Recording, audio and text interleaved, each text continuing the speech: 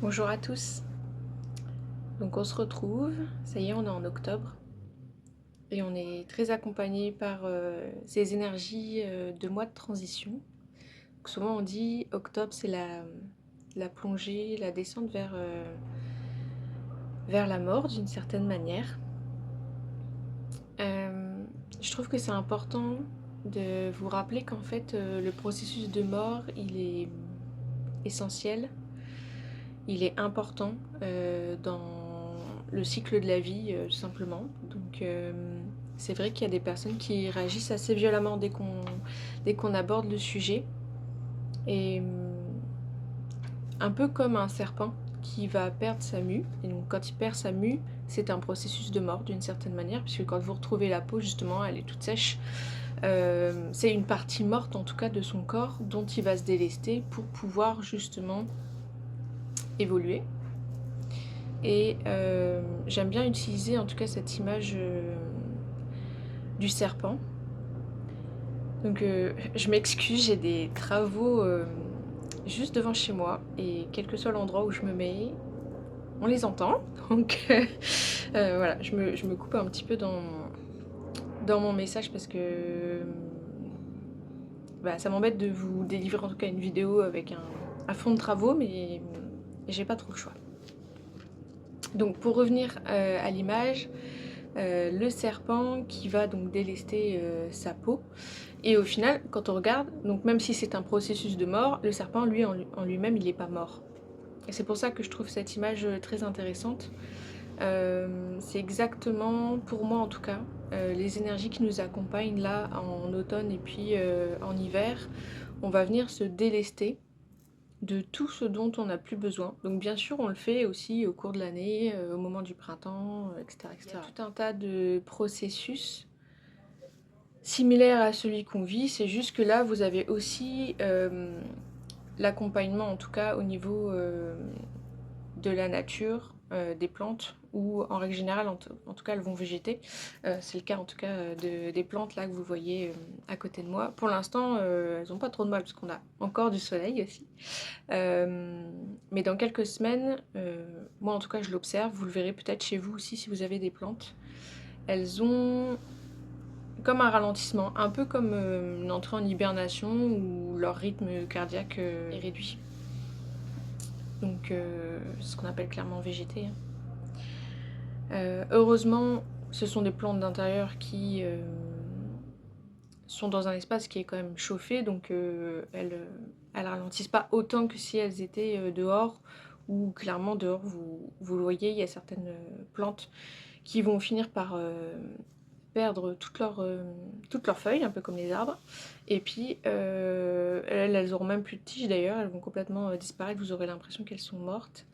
Et elles vont refleurir, alors des fois plutôt mars, d'autres moments plutôt vers mai-juin, où là il fait bien chaud, où la terre lui apporte tous les nutriments qu'elle a besoin. Petit aparté des plantes. Donc voilà, on m'a invité à venir m'exprimer aujourd'hui parce que moi aussi, je traverse ces gros bouleversements. Moi, ça fait un petit 2 ans que je sens que je suis dans un processus de grosse transformation où il y a eu beaucoup de morts. Même en période d'été, il y a eu beaucoup de morts. Et d'ailleurs, mon mental, à un moment donné, ce que je m'étais dit, vu que ça a commencé aussi sur une période d'automne, comme ça, il y a 2 ans. Et donc, en fait, le fait que ça commence sur une période d'automne, ça m'a aidé à accepter au début ce processus de mort.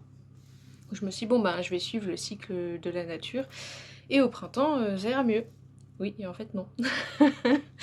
Parce que tout simplement, les processus que notre âme sait que l'on a besoin de traverser peuvent aussi durer plus longtemps que le cycle d'une année. Donc là, je sens un vrai changement, c'est-à-dire que j'ai l'impression que ces 2 dernières années, donc j'ai fait énormément de nettoyage, beaucoup de deuil Aujourd'hui, il y en a encore, hein, bien sûr, des deuils, je le vois, des relations éventuellement qui s'en vont, où je sens que c'est plus aligné, ou ce genre de choses. Donc la seule chose à faire dans ces cas-là, c'est de laisser faire, même si c'est pas évident. Le maître mot, c'est le lâcher prise. Notre âme, elle sait que on est venu rencontrer des personnes qui entrent en résonance avec nous, que ce soit pour nous challenger, nous créer des problèmes, si on peut dire, ou justement nous accompagner, nous soutenir, où là on est peut-être un peu plus dans le light and love, mais il faut se dire que quel que soit le rôle que chaque âme que vous avez rencontrée a joué, elle vous a aidé. Même si sur le moment c'est un peu difficile quand il y a de l'injustice, quand il y a des blessures, de l'abandon, ce genre de choses. C'est sûr que c'est pas évident d'accepter et d'accueillir complètement la personne que l'on a en tout cas catégorisée comme celle qui nous a fait du mal.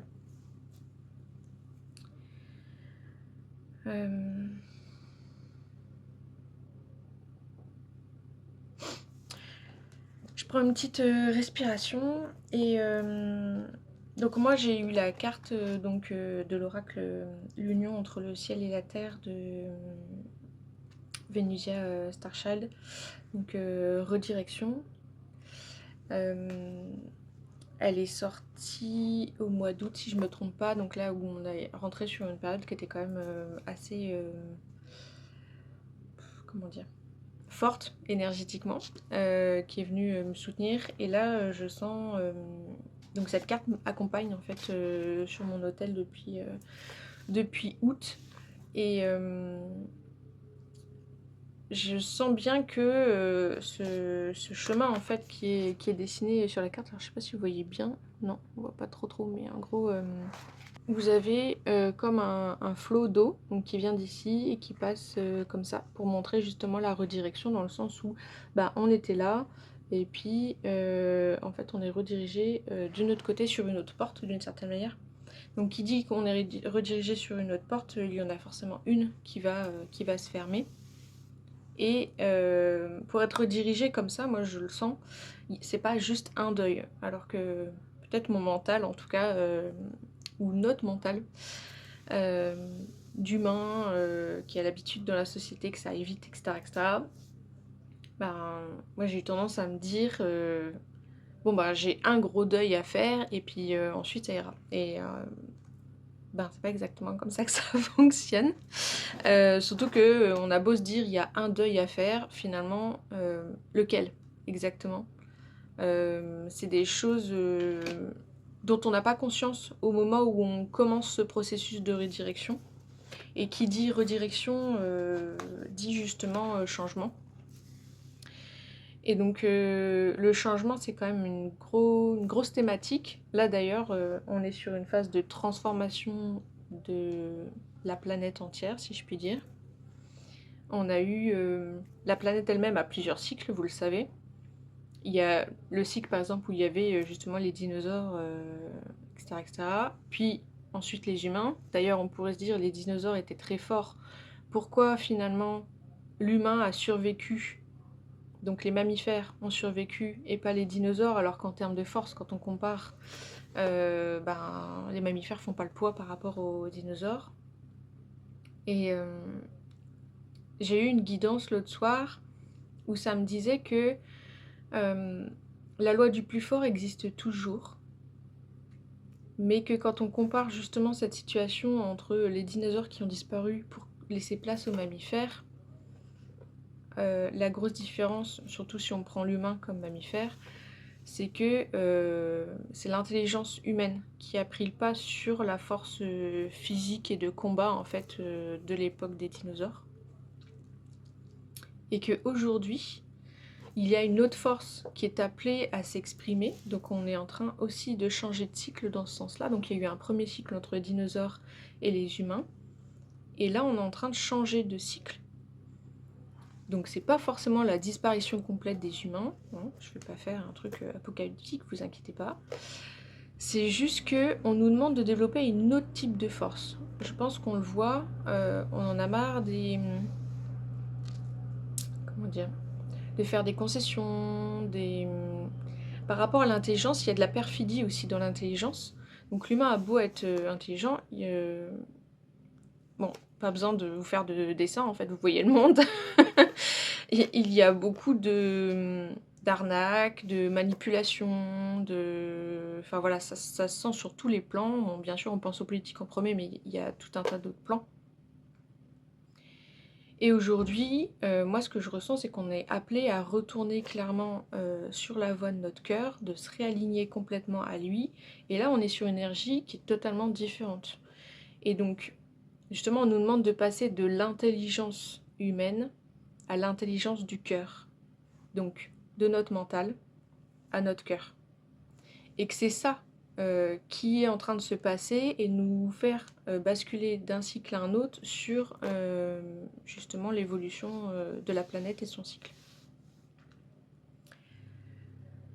Donc, le petit conseil, si je puis dire, en tout cas si vous ne l'avez pas compris, ça va être de vraiment revenir à soi, essayer le plus possible de baisser le volume du mental, qui parfois résonne très bien, il n'y a aucun souci là-dessus, mais qui va venir desservir notre chemin, desservir ce que l'on a réellement besoin d'expérimenter, de faire, de mettre en œuvre et d'incarner, tout simplement. On est venu pour briller d'une certaine manière, donc c'est un peu difficile des fois de se dire ça, mais en fait, chaque être humain, au départ, est lumière. Et là, c'est de se demander, ok, je suis lumière, qu'est-ce que ma lumière a sa particularité, sa saveur, qu'est-ce qui vient vraiment de mon cœur et qui... comment dire? Je vais vous donner un exemple. Je vais prendre mon dessin, par exemple, les dessins que je fais. On peut dire qu'à une période plus jeune, en tout cas, je m'étais dit, bon bah voilà, j'aime dessiner, j'aimerais vivre confortablement, quel métier je peux faire pour que justement ça corresponde à ces deux trucs. Le design. Ok. À l'école, finalement, j'ai changé un petit peu parce que j'étais partie plutôt sur mode, stylisme, et finalement c'est l'architecture. J'ai suivi l'appel en fait de mon cœur à ce moment-là, alors que peut-être, en tout cas, à ce moment-là, en tout cas c'est ce que je pensais, que en partant sur du stylisme, j'avais plus de chances d'une certaine manière réussir ma vie et coller un peu à cette sécurité matérielle qu'au début, quand on est jeune, on cherche tous parce qu'on voit aussi nos parents galérer. On voit tout ce qui se passe dans le monde, on voit les personnes qui sont dans la rue, qui sont SDF, on voit... voilà, pas vous faire l'étage. Donc forcément, il y a une espèce de besoin de sécurité, et encore adulte, en règle générale, ça persiste. Et comme moi, il y avait vraiment cette image de l'artiste peintre qui vit d'amour et d'eau fraîche, et que forcément, il pouvait pas réussir, enfin réussir, je mets entre guillemets le mot réussir, il pouvait pas en vivre, voilà, c'est plutôt ça, et que c'était un peu idéaliste, je l'ai mis au placard. Et quand je faisais des dessins comme ça, on va dire pure illustration, en tout cas ce qui me venait, c'était pour moi et pour le plaisir, pour me détendre. Et en fait, il y a des moments où c'est venu, où je me suis dit, je vais dessiner et puis je vais vendre mes dessins. Et à partir du moment où je me suis dit, en tout cas il y a un objectif clair et rationnel de vendre et d'avoir de l'argent pour en vivre, c'est comme si ça cassait le truc. C'est pas que j'étais plus du tout alignée à mon cœur, c'est que il y avait comme un objectif impératif à atteindre qui venait parasiter l'énergie. Et donc, si on revient un petit peu à tout ça, pour moi en tout cas, donc je parle pour moi parce que je sais pas vous, et je me dis que ça vous parlera peut-être, il s'agit de dessiner sans me mettre la pression, sans avoir d'attente, limite par jeu, un peu comme on le fait quand on est enfant en fait. Pourquoi on dessine? Parce qu'on a envie de dessiner. Et il y a des fois on fait juste des formes, puis c'est les adultes qui viennent et qui disent qu'est-ce que t'as dessiné? Et en fait l'enfant est obligé d'une certaine manière par la demande extérieure de coller à ce que l'adulte a besoin en fait. L'adulte a besoin d'une espèce de réponse rationnelle et de se dire oui en effet donc il a fait cette forme donc ça ressemble à ça machin et tout. Et en fait c'est ce moule là qui va venir nous conditionner en tant qu'enfant et avoir des attentes spécifiques. Voilà, je suis désolée, je vais me repositionner parce que là je ne sens plus mes jambes. Hop. Voilà, c'est mieux. Donc je me suis un peu perdue en cours de route. J'ai parlé du changement et j'ai fini par aller dans cette direction, en tout cas un peu artistique. Donc pour revenir au changement, il nous est demandé, donc peut-être vous le voyez en fait, qu'il y a des choses qui bougent dans votre vie. Peut-être c'est plus fluide à un endroit, mais c'est moins fluide à un autre. Dernièrement vous avez fait des choix particuliers et en fait vous vous rendez compte que il y a peut-être quelque chose qui s'ouvre dans une direction qui jusque-là en fait vous avez jamais laissé une chance, ou en tout cas laissé la possibilité que ça s'exprime et que ça vienne dans votre vie. Et ce que j'ai reçu donc il y a quelques soirs, parce que j'ai pris l'habitude moi de me... C'est un peu mon petit rituel, presque tous les jours le soir je me dépose. Ça me permet de me recentrer et vider un peu toutes les énergies que j'aurais pu accumuler dans la journée au contact des personnes, mais par les événements et situations que je vais vivre, émotions que je vais ressentir. Et donc moi j'utilise de temps en temps en fait ce bouquin donc, qui est Prières inspirantes pour éclairer votre chemin de Sonia Choquette, qui est très bien écrit. Je crois que je vous en avais un petit peu parlé, mais je ne l'avais pas la dernière fois sur la vidéo. Donc c'est ce bouquin dont je vous parlais, dont elle a répertorié un peu toutes les prières qu'elle a fait sur un de ses parcours, en tout cas de vie, parcours quotidien. Et justement, il m'avait invité à lire la prière Accepter le changement. Et pendant que j'étais en train de la lire, justement, j'ai eu cette guidance de bon bah voilà, toi aussi t'es en période de changement. Parfois en fait il y a des parts de moi qui bloquent, qui m'empêchent justement d'accepter ces éléments de changement parce que c'est nouveau. Et en fait mon mental très rapidement va se méfier. Il y a une espèce d'habitude de ok, où est-ce que ça va coincer? Parce que jusqu'à maintenant, dans mon expérience de vie, dans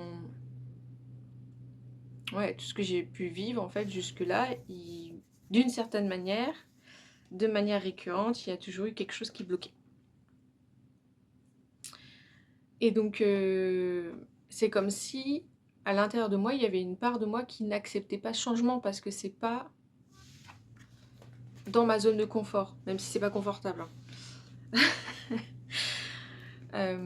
C'est pas dans ma zone habituelle. C'est pour ça que j'aime pas trop zone de confort, c'est plutôt dans ma zone connue. Et donc j'ai envie de vous la lire. Je vais essayer de pas aller trop vite et au pire je vous le remettrai le texte dans la description de la vidéo. Parce que quand je l'ai lu, elle m'a vraiment parlé et je me suis dit mais c'est vraiment ce qu'on traverse en ce moment de manière un peu globale avec les personnes avec qui j'échange, je travaille. Donc comme je vous l'avais dit, la prière commence par la personne à qui on s'adresse. Donc elle en tout cas elle l'écrit comme ça, après vous pourrez le faire autrement. Saint Dieu Mère Père, lumière divine et aimante et cœur de l'univers. Ensuite elle fait sa demande. Je demande humblement que le pouvoir de guérison de votre grâce m'aide à accepter les changements qui me touchent. Donc là vous pouvez préciser dans mon travail, dans mes relations, dans ma maison, voilà. Avec foi et dignité. Permettez-moi d'avoir confiance que de l'autre côté de cette énorme transition, je serai en sécurité. J'aurai les pieds sur terre et que mon âme aura cru davantage. Soulagez ma peur que ces changements ne mettent en péril ma sécurité. Parce que clairement, à l'intérieur de nous, c'est ce qui se passe. Quand ça bloque, quand on n'accepte pas le changement, c'est parce que comme on est dans une zone inconnue, on est un peu dans la zone d'apprentissage d'ailleurs, les parts en nous et le mental, ils cherchent ces repères. Et ils se sentent pas en sécurité. Permettez-moi de placer ma sécurité entre vos mains et de prendre un jour à la fois. Aidez-moi à lâcher prise et à avancer, comme je dois maintenant le faire, en sachant que si le processus de changement est difficile, il en résultera de merveilleux nouveaux commencements, de même que des occasions que j'ignore encore. S'il vous plaît, envoyez-moi vos anges pour m'aider à accepter ce qui est et à abandonner ma résistance à la façon dont la vie se déroule. Et ensuite les remerciements. Je vous remercie à l'avance de tout mon cœur et de toute mon âme d'exaucer ma prière, et c'est avec confiance que j'attends ces bénédictions en ce jour. Et elle finit avec une gratitude infinie. Amen. Le Amen, vous n'êtes pas obligé. Ça peut être ainsi soit-il, ou même vous pouvez dire Aho, tout simplement, pour clôturer en fait. C'est juste l'avantage de Amen, c'est que c'est le moyen de clôturer la prière. Voilà, donc je vous le partagerai par écrit dans le descriptif de la vidéo. Et je sens que je vais vous laisser là-dessus. Si jamais ce que j'ai dit vous parle ou même vous fait réagir, vous avez la place dans les commentaires pour vous exprimer et vous positionner. Je vous lirai avec grand plaisir. Si tu as aimé cette vidéo, ben, pense à mettre un petit cœur juste en dessous. Et puis, ben, comme j'ai commencé cet été, je vais revenir de manière assez régulière. Dès que, en tout cas, on me sonne d'une certaine manière, on me donne un petit... voilà, il y a peut-être quelque chose là à partager avec d'autres. Et puis, je vous invite à vraiment prendre soin de vous. Là, on rentre vraiment dans l'automne où il y a besoin aussi de ralentir. Donc, c'est la période des récoltes. Donc, ça peut paraître un peu... comment dire, ambigu ou paradoxal plutôt. C'est que, enfin moi là je vois bien sur cette période de changement et de redirection, je sens vraiment la récolte. C'est-à-dire que tout ce que j'ai fait, mis en place jusqu'à maintenant, c'est comme si voilà, j'avais semé et là je suis en train de récolter tout simplement. Donc concrètement j'ai des demandes en fait qui viennent alors que d'habitude j'en avais pas autant en tout cas. C'était pas aussi fluide. Du coup je remercie l'univers pour ça. C'est des chouettes cadeaux. Et justement ça me fait... Je viens de capter parce que voilà, là ils sont venus et du coup ils me perturbent parce qu'ils me parlent en même temps que je vous parle. En fait ce qu'il me dit c'est oui, c'est la période de récolte. Du coup d'une certaine manière on peut se reposer sur l'univers et c'est pour ça qu'on peut d'une certaine manière ralentir et se reposer. On peut d'une certaine manière rester là, ok, merci pour vos cadeaux. Et puis en fait, vous êtes en accueil. Vous vous positionnez pour recevoir. Voilà, c'était leur petit message juste avant que je quitte. Donc je disais, prenez soin de vous. Et merci beaucoup de m'écouter, d'être là, de faire vos pas. Et rappelez-vous que vous êtes soutenus.